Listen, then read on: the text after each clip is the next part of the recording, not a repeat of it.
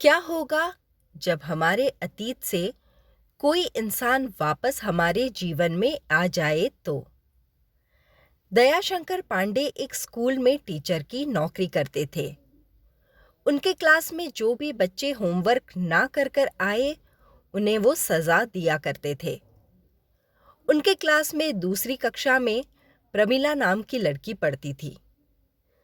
Class के सभी बच्चे होमवर्क करके लाते थे, बस प्रमिला ही होमवर्क नहीं करती थी। दयाशंकर रोज प्रमिला को पनिशमेंट देते थे और ऐसा रोज ही होता था। एक दिन दयाशंकर क्लास में सबका होमवर्क चेक करते हैं। वो प्रमिला को होमवर्क के लिए पूछते हैं, तब प्रमिला उनको अपना होमवर्क दिखाती है। प्रमिला का होमवर्क देखने के बाद दयाशंकर के होश उड़ जाते हैं, मानो होमवर्क नहीं कुछ और ही देख लिया हो। दयाशंकर बहुत ज्यादा डिस्टर्ब हो जाते हैं। वो रोज क्लासरूम में आकर प्रमिला का होमवर्क चेक करते हैं और फिर प्रमिला का होमवर्क देखकर बेचैन हो जाते हैं। स्टाफ रूम में एक टीचर के साथ जब उनकी बेचैनी का कारण पूछा जाता है, तब दयाशंकर बताते हैं कि प्रमिला नाम की स्टूडेंट पहले होमवर्क नहीं करती थी, लेकिन अब वो रेगुलर होमवर्क करके आती है। दूसरे टीचर दयाशंकर को बताते हैं कि शायद प्रमिला को उनके घर का कोई सदस्य होमवर्क के लिए हेल्प करता होगा। ये सुनकर दयाशंकर प्रमिला की माँ को स्कूल में बुलाते हैं। वो पूछते हैं कि प्रमिला का होमवर्क करने में उसकी कौन मदद करता है। तब प्रमिला की माँ बताती है कि उनके घर में और कोई भी ऐसा नहीं जो प्रमिला का होमवर्क करने में उसकी मदद करे। तब दयाशंकर बताते हैं कि प्रमिला होमवर्क के हर पेज पर ओम लिखती है। प्रमिला की माँ को इस बात में कोई दिक्कत नहीं दिखती और वो वहां से चली जाती है। दयाशंकर की बेचैनी का कोई ठिकाना नहीं होता है और वो रात को प्रमिला के घर जाते हैं। प्रमिला की माँ दयाशंकर को देखकर हैरान रह जाती है। दयाशंकर बताते हैं कि उन्हें देखना है कि प्रमिला कैसे होमवर्क करती है।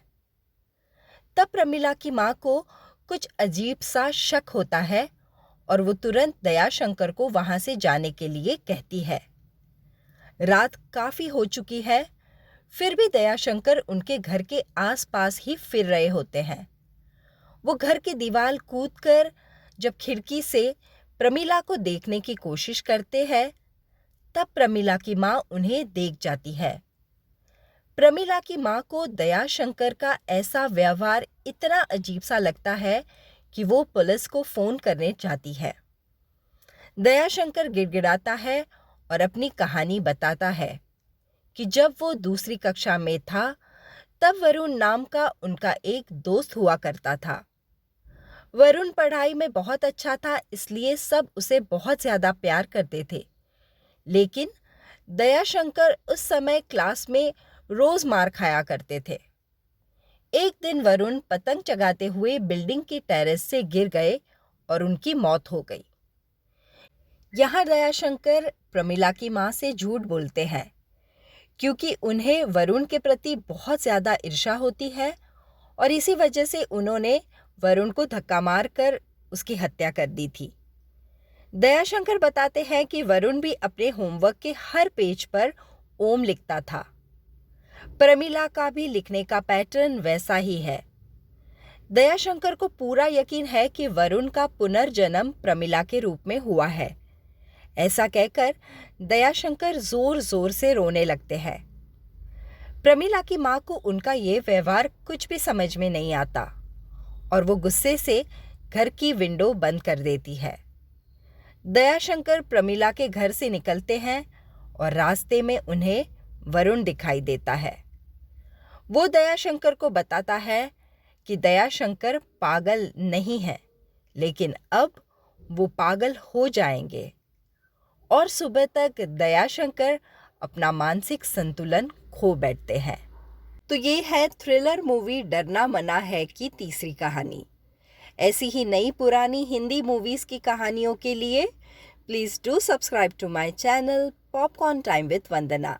धन्यवाद।